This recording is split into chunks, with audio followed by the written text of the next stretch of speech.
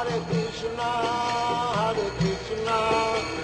Krishna Hare Hare Hare Rama Rama Rama Hare Hare Hare Krishna Krishna Krishna Hare Hare Hare Rama Rama Hare Hare। ओम अज्ञानतिमिरन्धस्य ज्ञानाञ्जनशलाकया चक्षुन्मीलितं येन तस्मै श्रीगुरुवे नमः। नमः ओं विष्णुपदाय कृष्णपृष्ठाय भूतले श्रीमते नवयोगेन्द्र स्वामिनिति नाम्ने। नमस्ते प्रभुपादेवे नाम संकीर्तन प्रचारने निर्विशेष शून्यवादी समस्त देशतारने। आज हमारी चर्चा का विषय मंदिर है। मंदिर वो स्थान जो एक आस्था का केंद्र है, जहाँ लोग प्रेरणा लेके जाते हैं प्रभु की भक्ति करने के लिए। ये मंदिर हर वो स्थान है जहाँ से लोगों को प्रेरणा मिलती है अच्छा बनने के लिए। वो स्थान जहाँ से उनके हृदय में भगवान के प्रति आराधना जागृत होती है। वो स्थान जो समाज को जोड़ता है। लेकिन मंदिर स्थान भी हो सकता है, मंदिर किसी का घर भी हो सकता है, और मंदिर किसी का मन भी हो सकता है। असल बात तो यह है कि जीव का लक्ष्य जीवन का शास्त्रों के मुताबिक ये है कि वो व्यक्ति अपने जीवन काल में भगवान का सिमरन कर सके और अंत में भगवान का सिमरन कर पाए, जिससे वो भगवान को प्राप्त कर सके। और लेकिन समस्या ये आ जाती है कि परमात्मा को कौन जानता है, परमात्मा को किसने देखा है, परमात्मा को हम सुन भी नहीं सकते। तो फिर ऐसी परिस्थिति में परमात्मा का ध्यान कैसे लगाया जा सकता है? ये भगवान की बड़ी दयालुता कृपालुता है। भगवान तो वैसे सच्चिदानंद विग्रह है, भगवान का कोई भौतिक रूप नहीं है, लेकिन बड़ी कृपा करके भगवान अपने अर्च विग्रह के रूप में इस संसार में प्रकट होते हैं। अब अर्च विग्रह को समझना है। अर्च विग्रह कोई मूर्ति नहीं है, अर्च विग्रह कोई रूप नहीं है। अर्च विग्रह जो है दिव्य अति दिव्य है। इसमें दिव्यता कहाँ से प्रकट होती है? शास्त्रों में वर्णन आता है कि अगर कोई प्रतिमा इस प्रकार से बनाई जाए तो वो प्रतिमा जो है वो अर्च विग्रह होती है।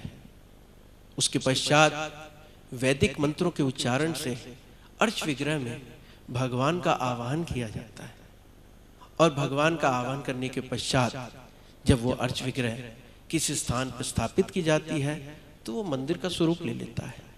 भगवान उसमें विराजते हैं, और भगवान उस अर्च विग्रह जिसको एक मनुष्य देख सकता है, जो मिट्टी से भी बनी है, पत्थर से भी बनती है, तेल चित्र से भी बनती है, धातु से भी बनती है, किसी भी रूप में जैसा शास्त्र में बताया गया है, अर्च विग्रह जब प्रकट होती है तो भक्तजन उनकी सेवा कर सकते हैं, उनका स्पर्श कर सकते हैं, उनके साथ प्रेम का दान प्रदान कर सकते हैं। और ये अर्च विग्रह भगवान इस माध्यम से प्रत्येक भक्तजन को अपना सानिध्य प्रदान करते हैं। देखिए, जीव का कल्याण तभी है जब वो प्रभु की सेवा कर पाए, प्रभु का भजन कर पाए, प्रभु के दर्शन कर पाए। और क्योंकि बद्ध अवस्था में जीव उस सच्चिदानंद विग्रह भगवान के दर्शन नहीं कर सकता, इसलिए भगवान का एक विशेष कृपा है जीवों के ऊपर कि वो इस रूप में आते हैं और हमें कृतार्थ करते हैं। तो मंदिर यही स्थान है जहाँ ऐसे अर्च विग्रह विराजमान है, और इस मंदिर को संचालन भक्तों के द्वारा ही होता है। अब मंदिर के अंतर्गत कोई श्रद्धालु जब जाता है तो वो 3 श्रेणी में बताया गया है। वो 3 श्रेणी के श्रद्धालु हो सकते हैं। पहला श्रद्धालु कहा गया है कनिष्ठ अधिकारी, दूसरा श्रद्धालु कहा गया है मध्यम अधिकारी, और तीसरा भक्त है जिसको उत्तम अधिकारी कहा गया है। कनिष्ठ अधिकारी वो लोग होते हैं जो मंदिर तो जाते हैं, मत्था टेकते हैं जाके, और ये सोचते हैं कि भगवान जो है मंदिर में ही विराजमान रहते हैं और कहीं नहीं विराजमान रहते हैं। ऐसे कनिष्ठ अधिकारी मंदिर में जाकर के तो अपनी भक्ति का बड़ा दिखावा करते हैं, लेकिन मंदिर के बाहर आते ही उनका संबंध अपने परिवारजनों से, अपने रिश्तेदारों से, अन्य लोगों से अलग ही हो जाता है। उनका संबंध वैसा नहीं रहता है, उस संबंध में विकृति आ जाती है। भगवान के सामने उच्च आवाज में आवाहन करना, कीर्तन करना, पूजन करना और उन बातों को प्रकट करना भगवान के सामने कि हमने अच्छा बनना है आदि इत्यादि, और मंदिर के बाहर आते ही उनकी स्थिति कैसी हो जाती है, वो सारे के सारे बस धन ऐश्वर्य के पीछे दौड़ पड़ते हैं। ये कनिष्ठ अधिकारी हैं। दूसरे होते हैं मध्यम अधिकारी। मध्यम अधिकारी ऐसे लोग हैं, ऐसे भक्तजन हैं जो मंदिर में भगवान की उपस्थिति को तो स्वीकार करते हैं, लेकिन साथ में ये भी स्वीकार करते हैं कि प्रभु सभी जीवों के हृदय में वास कर रहे हैं, और वो मंदिर में भगवान के प्रति बड़ी भावना प्रकट करते हैं, लेकिन मंदिर के बाहर निकलते ही हर एक जीव को इसी भावना से मिलते हैं, जुलते हैं कि भगवान के हृदय में बैठे हैं। उनका संबंध बड़ा मधुर रहता है अपने परिवार वालों के साथ, अपने रिश्तेदारों के साथ आदि इत्यादि। लेकिन हाँ, उनके अंदर भी ये भावना रहती है, जो तो भगवान का प्रिय है वो मेरा प्रिय है, और जो भगवान का शत्रु है, जो नास्तिक व्यक्ति है, उससे मैंने दूर ही रहना है। उनके अंदर भी थोड़ी सी भेद भावना तो रहती है। ऐसे मध्यम अधिकारी मंदिर को भगवान का मानते हैं और अपने घर, अपने कार्यालय आदि इत्यादि स्थान को भी भगवान का ही मानते हैं। ये उनमें प्रगति है कनिष्ठ अधिकारी से।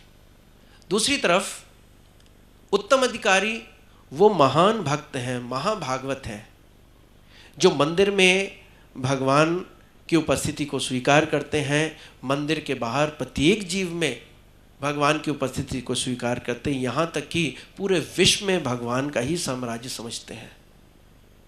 ऐसे लोगों के लिए कोई भेद दृष्टि नहीं होती है, क्योंकि उनके हृदय में भगवान विराजमान होते हैं। उनके हृदय में भगवान विराजमान होने के कारण उनको सबके अंदर भगवान ही दिखाई देते हैं। उनके लिए दुष्ट भी भगवान के एक अंश हैं, भगवान के भक्त हैं, और एक सज्जन भी भगवान के भक्त हैं। उनके हृदय में कोई भेदभाव नहीं होता। तो ये वैदिक सनातन धर्म के अंतर्गत ये जो मंदिरों की स्थापना जो प्राचीन काल से चली आ रही है, यहाँ तक जब भगवान श्री कृष्ण चले गए संसार को छोड़ करके, तो उनके पड़पौत्र राजा ब्रजनाभ ने भी मथुरा में, द्वारका में आदि इत्यादि जगह जो है उन्होंने मंदिरों का निर्माण कराया, और मंदिरों में अर्च विग्रह ठाकुर जी की विराजमान करा करके सेवा पूजा प्रारंभ कराई। ये प्राचीन काल से चला आ रहा है। ये अभी की कोई बात नहीं है कि अभी से ये प्रारंभ हुई है मूर्ति पूजा आदि इत्यादि। और ये मूर्ति पूजा नहीं है, ये अर्च विग्रह की पूजा है। मूर्ति पूजा तो ये है कि मूर्ति बनाई और उसकी पूजा शुरू कर दी, लेकिन यहाँ ऐसा नहीं है।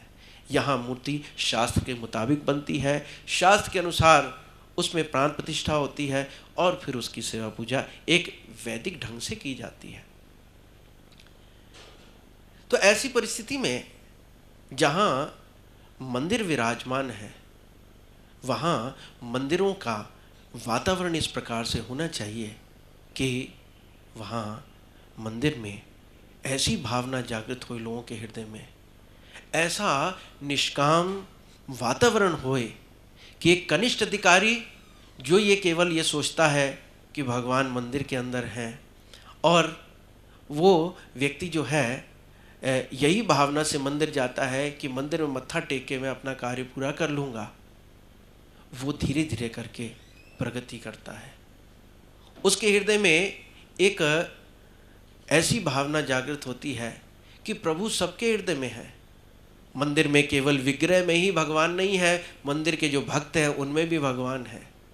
और ये भावना उसकी धीरे धीरे करके मंदिर के अंदर आने वाले श्रद्धालु के अंदर भी भगवान है, ये भी उसके अंदर विराजमान होनी शुरू हो जाती है। जैसे जैसे उसकी शुद्धिकरण होती जाती है, वैसे वैसे वो व्यक्ति जो है ये भावना जागृत कर लेता अपने हृदय में कि भगवान जो है सभी के हृदय में है। तो ऐसा व्यक्ति कि मनोदशा बदलनी शुरू हो जाती है और वो व्यक्ति जो है समाज में जब आता है तब एक अच्छा इंसान बनना शुरू हो जाता है, या यूं कहिए कि वो मध्यम अधिकारी के स्तर पर आना शुरू हो जाता है।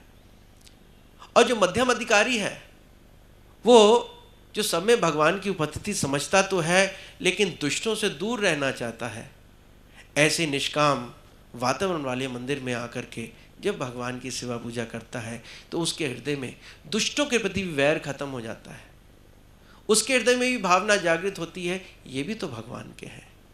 और धीरे धीरे करके उसके हृदय में क्या भावना जागृत होती है कि मैं निष्काम बनूं, मैं सबसे प्रेम करना सीखूं, और यही भावना उसको उत्तम अधिकारी के स्तर पे ले जाती है। तो मंदिरों का वातावरण इस प्रकार से होना चाहिए। ये दुर्भाग्य की बात है कि आज हम देख सकते हैं कि हमारे सनातन धर्म में, हमारे समाज में, हमारे भारत में मंदिरों की बड़ी दुर्दशा होती जा रही है। मंदिर जो आस्था केंद्र बनने चाहिए, जो प्रेरणा के स्रोत बनने चाहिए, हम वहाँ देख सकते हैं कि मंदिर जो हैं वो कोई नियम नहीं है, वहाँ कोई विधि नहीं हो रही है। यहाँ तक कि जो मंदिर में अर्च विग्रह की सेवा करने वाले पुजारी हैं वो भी पगार पे आ गए हैं। उनकी भी ऐसी स्थिति बनती जा रही है कि वो केवल अपने परिवार के भरण पोषण के लिए ठाकुर जी की सेवा करते हैं। ये उचित नहीं है, ये हमारे सनातन धर्म से अलग हुआ जा रहा है और उसका परिणाम बड़ा भीषण है।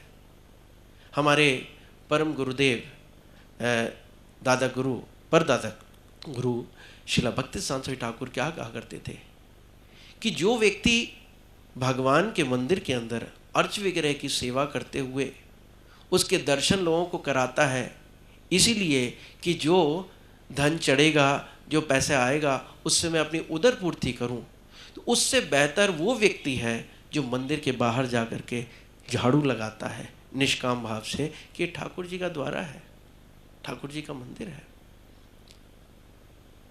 तो ऐसी परिस्थिति बन रही है। अब आप विचार कीजिए कि जब ठाकुर जी की सेवा करने वाले व्यक्ति के हृदय में ये भावना आ जाएगी कि धन के लिए ही हमने भगवान की सेवा करनी है, तो जो लोग आ रहे हैं उनके ऊपर कैसा प्रभाव पड़ेगा। वो तो इसी भावना में रमे रहेंगे, इसी आरती को गाते रहेंगे, ओम जय चिट्टे नोट हरे, स्वामी जय चिट्टे नोट हरे, अरे भक्तजनों के संकट यही नोट दूर करे, ऐसी भावना बनेगी। तो कहाँ से परिवर्तन आएगा। फिर हम देख सकते हैं कि जो मंदिर के संचालक हैं वो उसी स्थान पे आते हैं, उसी समय आते हैं मंदिर में जब बहुत भीड़ होती है, अपना ही प्रदर्शन करने के लिए। और जब ठाकुर जी के राजभोग की बात आती है, वस्त्र आदि की बात आती है, तो वो लोगों को कोसते हैं, भाई इतना खर्चा नहीं करना है, ऐसे व्यवस्था नहीं करनी है, बहुत खर्चा हो गया। अब जिसके अंदर दास भाव जागृत होना है वो व्यक्ति कैसी भावना जागृत कर रहा है, उस स्वामित्व की भावना जागृत कर रहा है। मंदिर का उद्देश्य खत्म हो रहा है। ठाकुर द्वारे में ठाकुर ही सबके मालिक हैं, ये मंदिर की व्यवस्था है। तीसरा हम देख सकते हैं कि मंदिर के अंदर कोई नियम नहीं है। लोग अशुद्ध अवस्था में भी मंदिर के अंदर जाते हैं, मंदिर के अंदर जाके समय व्यतीत करते हैं, मंदिर में अशुद्धि लाते हैं। नियम नहीं पता उनको, बहुत सारे नियम हैं। अगर आप शमशान में कभी चले गए या आपके घर में किसी की मृत्यु हो गई तो आपको मंदिर नहीं जाना होता है, शमशान के बाद स्नान करने के बाद ही मंदिर जाना होता है। अगर आप मलमूत्र का त्याग किया है तो स्नान करके जाना होता है। हाँ, आपातकालीन अवस्था अलग हो सकती है, लेकिन नियम तो यही है। दूसरी तरफ हम देख सकते हैं कि आज मंदिरों में रिवाज चल पकड़ा है कि लोग तो कीर्तन करते नहीं हैं, पेशेवर लोगों को बुला लिया जाता है। पेशेवर लोग के माध्यम से जो कीर्तन है उसका लाभ नहीं हो सकता, क्योंकि बताया गया है कि कीर्तन जो है अमृत के समान है, दूध भी अमृत के समान है। लेकिन कीर्तन करने वाले का भावना ये होगी कि मुझे पैसे मिलेंगे, तो उसकी भावना सर्व जैसी हो जाती है। और सर्प जब दूध में मुंह मार देगा तो दूध जहरीला हो जाएगा। वो कीर्तन जो अमृतमय है, जो हृदय की शुद्धि करता है, वही कीर्तन जो है विष घोलना शुरू कर देगा हृदय में। उस सांसारिकता बढ़ती चली जाएगी, आध्यात्मिकता नीचे गिरती चली जाएगी। तो ये तो सब उल्टा हो रहा है। दूसरी तरफ मंदिर में एक व्यवस्था होनी चाहिए शास्त्र के अनुसार। बहुत सारे नियम हैं। हम जब जाते हैं मंदिर के अंदर तो किस प्रकार से भगवान को प्रणाम करना है, भगवान के दर्शन किस प्रकार से करने हैं, ये सारी शिक्षाएं लुप्त होती चली जा रही हैं। कथा कीर्तन का अभाव हो गया है और अयोग्य व्यक्ति बैठा दिए जाते हैं व्यासासन पे। शिक्षा पद्धति में हरासमेंट आ चुका है, इसलिए ये सारी स्थिति बनती जा रही है। पहले गुरुकुल की शिक्षा होती थी, उसके आधार पे लोग शिक्षक होते थे, लोग समझते थे कई बातों को, लेकिन आज ऐसा नहीं है। वही शिवग्रह जो प्राचीन काल में चमत्कार करते थे, दर्शन देते थे, आज वो शिवग्रह जो हैं जड़ अवस्था में खड़े हुए हैं, क्योंकि लोगों की भावना वैसी नहीं बन रही है। आप विचार कीजिए कि प्राचीन काल में एक वृंदावन की कथा बड़ी सुंदर सी है। हमारे गौड़ीय संप्रदाय के ठाकुर गोपाल जी थे, वृंदावन में विराजमान थे। एक वृद्ध ब्राह्मण और एक युवक ब्राह्मण तीर्थ यात्रा पे निकल गए। युवक ब्राह्मण जो है बड़ा सेवक था, वृद्ध ब्राह्मण की बड़ी अच्छी सेवा करता था। बड़े नियम से उनकी दिनचर्या पूरी कराना, रात्रि में उनके पैर दबाना और उनके भोजन आदि की व्यवस्था करना। तो वृद्ध ब्राह्मण इतनी बड़ी यात्रा करने के पश्चात जब वृंदावन पधारे तो उनका हृदय जो है बड़ी भावना से पूर्ण हो गया और कहने लगे, हे बालक, तुमने बड़ी सेवा की मेरी इच्छा है कि तुम्हें कुछ ना कुछ इसके लिए उचित इनाम दूं। लेकिन युवक ब्राह्मण कहता है कि प्रभु, मैंने तो आपकी सेवा अपने बड़े समझ के की, मैं बदले में कुछ नहीं चाहता हूँ। वृद्ध ब्राह्मण कहता है, नहीं जी, मैंने तो कुछ ना कुछ आपको दान करना ही है, कुछ ना कुछ तो आपकी सेवा करनी है। सेवा लेना आसान है, लेकिन इसको वापस भी करना होता है, इसको पचाना बड़ा कठिन होता है। तो जब बहुत आग्रह किया तो युवक ब्राह्मण ने कहा, ठीक है, जैसे आपकी इच्छा, प्रसाद रूप में मैं ले लूँगा। वृद्ध ब्राह्मण कहता है कि मेरी अभिलाषा है कि मैं अपनी पुत्री का विवाह तुमसे करूं। ये सुन करके वो युवक ब्राह्मण चौंक गया। वो कहता है कि आप एक अच्छे धनी परिवार से हैं और मैं तो निर्धन हूं, लोग क्या कहेंगे। ब्राह्मण देवता कहने लगे, नहीं, मैंने ये वचन तुम्हें दे दिया है, अब मैं इसको पालन करूंगा। युवक ब्राह्मण को फिर भी चैन नहीं आया। कहने लगा, ये वृद्ध ब्राह्मण वचन कर रहा है वृंदावन में, कल कोई वचन से मुकर गया तो कितना इसको अपराध लगेगा। उसको विश्वास नहीं हो। कहते हैं फिर भी कोई ना कोई साक्षी तो होना चाहिए, कल को आप ना माने इसको तो फिर मैं किसके कहूँगा कि इस व्यक्ति के सामने कहा था। वृद्ध ब्राह्मण ने कहा, ठीक है, गोपाल जी हैं, गोपाल जी के सामने कर देते हैं। गोपाल जी की विग्रह मंदिर में थी। दोनों ब्राह्मण चले गए और वृद्ध ब्राह्मण ने कहा कि मैं गोपाल जी को साक्षी मान करके ये कहता हूँ कि मैं अपनी पुत्री का विवाह इस ब्राह्मण से करूँगा। बात वहीं समाप्त हो गई। वृद्ध ब्राह्मण और ये युवक ब्राह्मण पर्यटन करके वापस आ गए। कहाँ? रेमुना में आ गए। ये उड़ीसा की बात है। अभी वृद्ध ब्राह्मण ने ये जो भावना थी कि मैंने अपने पुत्री की शादी इस ब्राह्मण से करनी है, जब अपने परिवार वालों से बात की तो तुरंत उसके परिवार वाले बड़े गुस्सा हो गए। कहते हैं, आपका दिमाग खराब हो गया है क्या? हैं? आपको समझ नहीं, उस अनपढ़ ब्राह्मण से हम अपनी बहन की शादी करेंगे? उसका बड़ा पुत्र कहने लगा, ये सवाल ही नहीं उठता, कितनी बेइज्जती होगी समाज में हमारी, हम ऐसा नहीं कर सकते। जीते जी अपनी बहन का गला नहीं घोटना चाहते हैं, हम नहीं कर सकते हैं। लेकिन वृद्ध ब्राह्मण ने कहा, नहीं, मैंने तो करनी है। कहता है, जैसे मर्जी, हम नहीं करेंगे। जब सब घर वाले उसके पीछे पड़ गए तो ये वृद्ध ब्राह्मण जो है कष्ट में आ गया। इसका मन बदलने लगा, ये तो बड़ी समस्या का विषय हो जाएगा। अभी कुछ समय बाद वो युवक ब्राह्मण जो है इस वृद्ध ब्राह्मण के पास आया और कहने लगा कि हे ब्राह्मण देवता, आपने कुछ वायदा किया था भगवान के सामने, आप उसको पूरा कीजिए, मैं आया हूँ। अब वृद्ध ब्राह्मण को समझा बुझा दिया गया था कि उसको कहना कि कौन सा वायदा किया था, मुझे कुछ याद नहीं आ रहा है, बाकी हम संभाल लेंगे। तो जैसे ही वृद्ध ब्राह्मण ने कहा कि हे मेरे बेटे, कौन सा वायदा किया था, मुझे कुछ याद नहीं आ रहा है। और ब्राह्मण ने जब याद दिलाने का प्रयास किया तो घर वाले चढ़ बैठे, तुमने क्या किया है, तुमने जरूर धतूरा खिला करके कुछ उल्टा सीधा इससे बुलवा लिया है, अभी हम तुम्हें छोड़ेंगे नहीं। और इस शिकायत को लेकर, फरियाद को लेकर के ग्राम की पंचायत के पास सारे के सारे पहुंच गए। ग्राम की पंचायत ने कहा कि क्यों रे ब्राह्मण, तुमने क्या धतूरा खिलाया था, ऐसा किया? तो कहते नहीं जी, हमने कुछ ऐसा नहीं किया था, इन्होंने हमें वायदा किया था, हमने तो मना किया था लेकिन उन्होंने वायदा किया था। उधर क्या हुआ कि ब्राह्मण ने कहा कि देखिए, इन्होंने ने वायदा किया था वृंदावन में। जब पंचायत ने कहा क्या प्रमाण है इसका, तो ब्राह्मण कहता है कि अरे ठाकुर जी प्रमाण है, गोपाल जी के विग्रह के सामने किया, गोपाल जी साक्षी हैं, साक्षी वही हैं। सब हंसना शुरू हो गए, अरे भगवान भी कभी साक्षी हो सकते हैं। लेकिन वो जो युवक ब्राह्मण था उसकी अपूर्व श्रद्धा थी गोपाल जी के चरणों में, कहते हैं भगवान ने साक्षी किया है। अभी ऐसी परिस्थिति में जब वो बहुत इस बात पे जोर डालने लगा तो वहाँ के लोगों ने कहा ठीक है, अगर आप ये कहते हैं कि गोपाल जी साक्षी हैं तो गोपाल जी को बुलाओ यहाँ। अगर गोपाल जी आके यहाँ दर्शन दे देते हैं तो हम मान जाएंगे कि ये वृद्ध ब्राह्मण झूठ बोल रहा है, तुम सही कह रहे हो, और पुत्री का विवाह हो जाएगा। सब तैयार हो गए।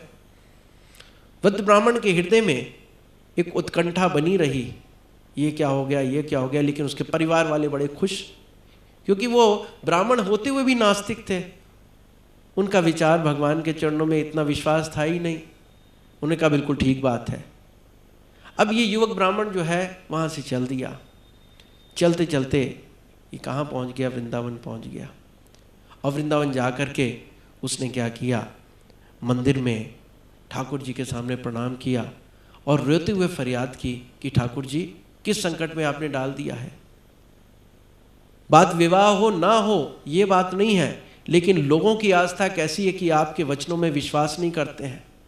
दूसरा, वो वृद्ध ब्राह्मण जिसने आपके सामने ऐसा विश्वास किया है, ऐसा बोला है आकर के, ऐसी ठानी है आकर के, वो अपनी बातों से मुकर रहा है, कितना अपराध लगेगा। मैं नहीं चाहता हूँ कि वो झूठा बने, वो एक सत्यवादी ब्राह्मण है, अच्छा ब्राह्मण है, उसको अपराध ना लगे। तो आपने जो है अब साक्षी बनना पड़ेगा, आपको जाके साक्षी बोलना पड़ेगा। तो भगवान कहते हैं कोई बात नहीं, मैं साक्षी दूंगा, मैं बताऊंगा जा कर के कि उसने कहा था ऐसा। लेकिन ये जरा बताओ, मैं तो मंदिर में हूं, मैं चलूंगा कैसे? तो युवक ब्राह्मण कहता है कि हे प्रभु, जब आप बोल सकते हैं तो चल भी सकते हैं। और भगवान ने हंसने लगे। भगवान ने कहा ठीक है, मैं तुम्हारे पीछे पीछे चलूंगा, तुम आगे चलना। तो युवक ब्राह्मण कहता है कि प्रभु आप ये बताइए कि हमें कैसे पता चलेगा कि आप पीछे चल रहे हैं? तो भगवान कहते हैं कि तुम्हें मुझे पायल, पैर में जो पायल है ना, उनकी छम छम से पता चलेगा। तुम ये सुनते रहोगे, हम चलते रहेंगे, तुम सुनते रहोगे। लेकिन एक शर्त है, अगर तुमने पीछे मुड़ के देखा तो मैं वहीं खड़ा हो जाऊंगा, उसके बाद कहीं नहीं जाऊंगा। अभी क्या हुआ कि युवक ब्राह्मण चलना शुरू हो गया और वो रोज़ नित्यपति छम छम सुनने लगा और बीच बीच में भगवान को भोग भी लगाता, आदि इत्यादि सब कुछ करता है। तो जब गांव के पास पहुंच गया, तब गांव के पास जाकर के अब उसको उत्तेजना शुरू हो गई कि भगवान क्या चल रहे हैं कि नहीं चल रहे हैं, क्योंकि छमछम की आवाज़ बंद हो गई एकदम से। भगवान जो थे वहाँ चल तो रहे थे, लेकिन ये जो वृद्ध में जो युवक ब्राह्मण है इसको चिंता होने लगी। इसने क्या किया कि प्रभु प्रभु कह करके जब बोलना शुरू किया तो प्रभु से कोई आवाज़ नहीं निकले। तो युवक ब्राह्मण ने जैसे ही पीछे देखा तो साक्षात गोपाल जी की मूर्ति जो है जड़ अवस्था में वहाँ खड़ी है। अब युवक ब्राह्मण जो है बड़ा दुखी हो गया, लेकिन इतनी दूर से वृंदावन से उड़ीसा जो है वो भगवान की विग्रह आ गई है, और बड़ी बात क्या हो सकती है। तो युवक ब्राह्मण जल्दी से गया और जा कर के वहाँ उसने पंचायत को बताया, देखो भगवान आए, भगवान आया। सब लोग वहाँ पहुँचे और वहाँ देख करके अचंभित रह गए। तो वृद्ध ब्राह्मण ने फिर अपनी पुत्री की शादी उस युवक ब्राह्मण से की, और आज भी वो विग्रह साक्षी गोपाल के रूप में उड़ीसा में विराजमान है, कटक के पास। तो देखिए ये विग्रह कोई साधारण नहीं है, और इनकी अगर सेवा पूजा और इनका ढंग से अगर विधि पूर्वक अनुष्ठान हो, इनका पूजन हो, इनकी सेवा, इनको भोग लगाया जाए, तो आज भी जो है ये विग्रह उसी प्रकार से बातें कर सकते हैं। ये केवल आस्था की बात है, विश्वासा फलदायका, विश्वास इतना पक्का होना चाहिए। लेकिन लोगों के विश्वास क्यों इतने दिग्भ्रमित हैं? क्योंकि लोगों का ध्यान संसार में पूरी तरीके से रम चुका है। अनेक प्रकार के पाप कर्म उनके सर पे है। ऐसा नहीं ये पाप कर्म परमानेंट है, कोई पापी व्यक्ति भगवान की सेवा नहीं कर सकता, ऐसा नहीं है। हर कोई व्यक्ति भगवान की सेवा कर सकता है। इसलिए मंदिर एक ऐसा स्थान है जहाँ हर कोई व्यक्ति आकर के भगवान की आराधना कर सकता है, चाहे कोई गया गुजरा ही क्यों ना हो, भिखारी क्यों ना हो। ये तो प्राचीन काल के उपरांत जब ब्राह्मण वर्ग में थोड़ी विकृति आ गई कि छुआछूत इतना फैल गया, अन्यथा पहले ऐसा नहीं था। मंदिर सबके लिए है। अगर स्वच्छ अवस्था में कोई मंदिर में प्रवेश करता है तो कोई मनाही नहीं उसके लिए। तो मंदिरों में अच्छी व्यवस्था होनी चाहिए, वहाँ एक नियम होना चाहिए। अलग अलग प्रकार के तरीके हैं। वैसे वैष्णव तरीका जो है, नारद जी का पंचरात्र सिस्टम है, उसके मुताबिक भगवान की सेवा होती है, और भगवान के नियम से अगर उपासना की जाए तो जीव के हृदय में परिवर्तन आता है। बात यह है कि वहाँ निष्कामता होनी चाहिए उस मंदिर के अंदर। और हम देख सकते हैं किस प्रकार से जब कोई व्यक्ति ऐसे मंदिर में जाकर के सेवा पूजा करता है तो सेवा करने से उसके अंदर जो है विनम्रता आती है और पवित्रता आती है। जब वो नियम पालन करता है, स्नान आदि करके प्रवेश करेगा मंदिर में, नियम बना लेगा तो पवित्रता आएगी। दूसरा, जब वो आम लोगों के साथ बैठेगा, उठेगा बैठेगा, मंदिर को भगवान का ही दरबार समझेगा, कोई ऊंच नहीं, तो भेदभाव खत्म होएगा उसके हृदय में। मंदिर बड़ी शिक्षा देता है। जब भागवत के प्रवचन सुनेगा ऐसे मंदिर में निष्काम भाव से, तो ज्ञान का संचार होगा उसके हृदय में। जब आरती पूजा सुनेगा, कीर्तन में भाग लेगा तो हृदय की शुद्धि होगी। जब भगवान का प्रसाद ग्रहण करेगा तो चित्त की शुद्धि होगी। चरणामृत बड़ा ज़रूरी होता है मंदिर में, लेकिन देखिए नियम वहाँ भी भंग होते हैं। चरणामृत ठाकुर जी के सामने नहीं लिया जाता है, ठाकुर जी के निकट लिया जाता है, लेकिन आज हम मंदिरों में देखते हैं कि पुजारी वहीं चरणामृत देता है और लोग वहीं ग्रहण कर लेते हैं। बड़ा दोष है। जबकि चरणामृत की इतनी महानता है। अकाल मृत्यु हरणम सर्वव्याधि विनाशनम विष्णु पादोदक पित्वा पुनर्जन्म न विद्यते। अकाल मृत्यु जो है उसका हरण कर लेता है, सारी व्याधियों को समाप्त कर सकता है चरणामृत, और साथ में मुक्ति प्राप्त करा सकता है, पुनर्जन्म नहीं होगा उस व्यक्ति का। तो मंदिरों की व्यवस्था इसी प्रकार की होनी चाहिए। और साथ में हर मंदिर में जो कलयुग का धर्म है, नाम संकीर्तन, ऐसा द्वारकाबाद में वर्णन आया है। भगवान कृष्ण उद्धव जी को कह रहे हैं कि हे उद्धव, जो मेरे विग्रह के सामने, अर्च विग्रह के सामने नित्य कीर्तन करता है, मेरे पवित्र नामों का कीर्तन करते हुए नित्य करता है, मैं उसके हाथों बिक जाता हूँ। देखिए मंदिर कैसी सुंदर जगह है, जहाँ अगर निष्काम भाव से भगवान के विग्रह के सामने नित्य कीर्तन किया जाए तो भगवान उसके हो जाते हैं। आपने देखा होगा बांके बिहारी के मंदिर में किस प्रकार से मूर्ति के सामने पर्दा रखा जाता है, हटा दिया जाता है। क्या कारण है? क्या पता कौन ऐसा सुंदर श्रद्धालु आ जाए जिसको देख के भगवान उसके साथी हो लें, इसलिए ज़्यादा देर नजर नहीं मिलाने दिया जाता है। तो ऐसी व्यवस्था मंदिर करना होने से मंदिर की महानता बढ़ती है, मंदिर में वो शक्ति आ जाती है कि जो जीव वहाँ प्रवेश करेगा, वहाँ के वातावरण ऐसा हो जाएगा कि हर व्यक्ति जो है प्रभु की आराधना की ओर बढ़ना शुरू हो जाएगा। उसके मन के अंदर से गंदगी निकलेगी। भक्त बनने से पहले अच्छा इंसान बनना पड़ता है, और अच्छा इंसान बनने के लिए अच्छा वातावरण चाहिए। अच्छा वातावरण होएगा मंदिरों में तो देखिए सारा समाज बदल सकता है, सारे समाज में परिवर्तन आ सकता है। और ये चीज़ हम देख सकते हैं प्राचीन काल में हुआ करती थी। आधुनिक युग में जो है इसका ह्रास हो रहा है, कमियां हो रही हैं। इसमें परिवर्तन लाना है सबके लिए, नवयुवकों नवयुवतियों का भी बहुत योगदान है इसमें। लेकिन दुर्भाग्य की बात है कि मर्यादा रहित वस्त्रों को पहन के सब जाते हैं वहाँ मंदिर के अंदर। ऐसा नहीं होना चाहिए। वो भगवान का दरबार है। हम अन्य मजहबों में देख सकते हैं बड़ी स्ट्रिक्टनेस है, लेकिन हिंदू समाज में खुलापन है, क्योंकि बुद्धि का इस्तेमाल बताया गया है। सबको छूट दी गई है कि भगवान के धर्म को समझो अच्छे ढंग से और फिर पालन करो। किसी जोर दबाव नहीं है। तो आज के समाज में ये ज़रूरी है कि हम अपने धर्म को समझें और फिर इसका पालन करके एक